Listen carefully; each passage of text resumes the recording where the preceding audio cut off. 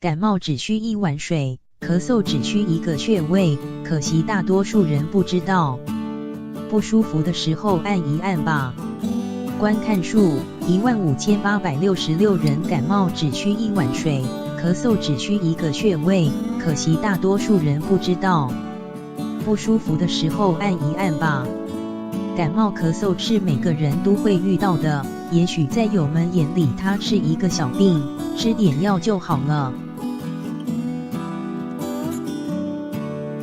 可是对于极少数的人来说，感冒咳嗽却可能引发很多疾病，而吃药在友们眼里更可能也是一件很正常的事情。可是是药三分毒，吃药也会对身体带来很大的伤害，并且药吃多了也容易让身体形成抗药性。那么感冒咳嗽怎么办呢？今天就让老中医来告诉友们吧。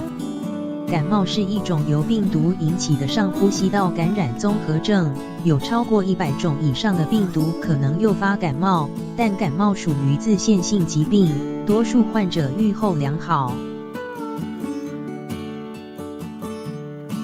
但极少数年老、体弱、基础疾病较多，尤其合并严重慢性肺部疾病如慢性阻塞性肺疾病 （COPD） 者，可因严重并发症预后不良。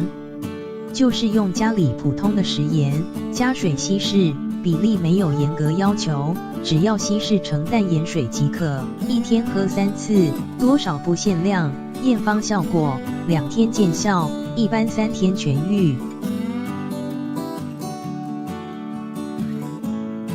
这是老中医偷偷告诉我们的哦，他们家里人都是用此方治感冒的，友们可以试试效果。咳嗽是人体清除呼吸道内的分泌物或异物的保护性呼吸反射动作，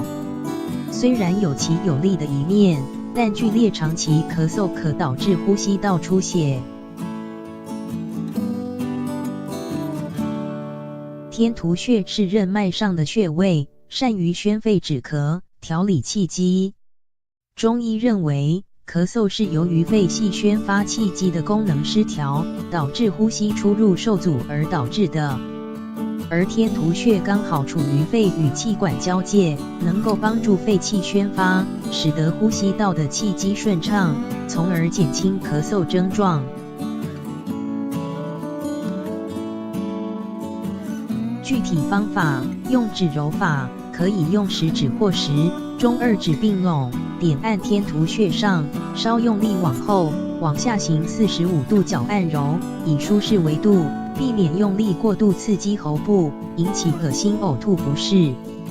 若由于受寒引起夜间喉痒干咳，可把姜片约2厘米厚置于穴位上，然后用指揉法加强宣肺止咳的效果。PS， 这也是慢性咽炎患者的福利哦，不舒服的时候按一按吧。